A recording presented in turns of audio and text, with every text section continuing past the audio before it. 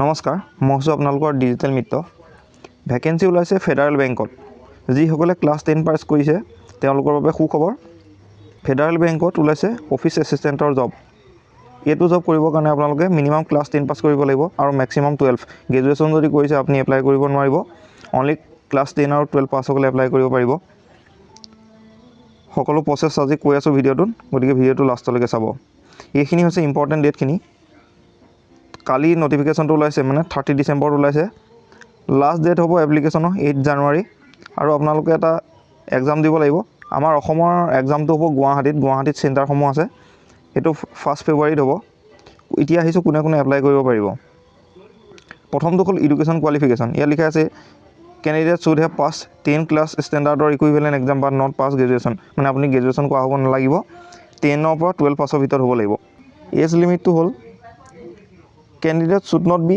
below 18 years of age and above 20 years. Candidates should be born in between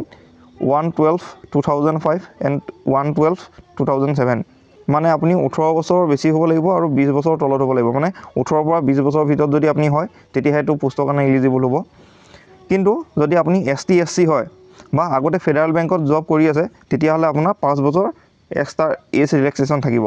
ইয়াৰ পিছৰ পইণ্টটো হ'ল place of domicile আপুনি এটা কথা মনত ৰাখিব এই পোষ্টটো এপ্লাই কৰিবৰ কাৰণে তিনটা জায়গা আছে অসমৰ তিনটা ডিস্ট্ৰিক্টতে ফেডাৰেল বেংক আছে এই বেংককেইটাৰ আশে-পাশে আপুনি 20-25 কিলোমিটাৰ ভিতৰত ডমিসাইল হ'ব লাগিব মানে আপুনি 20 বা 25 কিলোমিটাৰ ভিতৰত বসবাস কৰা হ'ব লাগিব তেতিয়া এই পোষ্টটো এপ্লাই কৰিব পাৰিব মই কোন কিটা ডিস্ট্ৰিক্টত এই ফেডাৰেল বেংক আছে সেইকেইটা আপোনালোকক দিম যদি আপুনি সেই বেংকটোৰ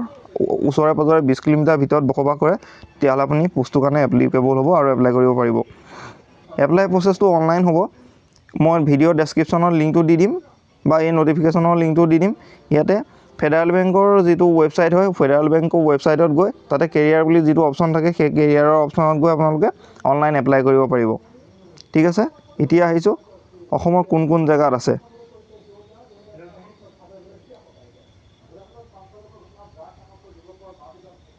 সব গুৱাহাটী পল্টন বজাৰত আছে এটা তেজপুৰত আছে আৰু তিনিচুকীয়াত আছে এই তিনিটা জায়গাত আছে এই তিনিটা জায়গাত যদি আপুনি বাস কৰে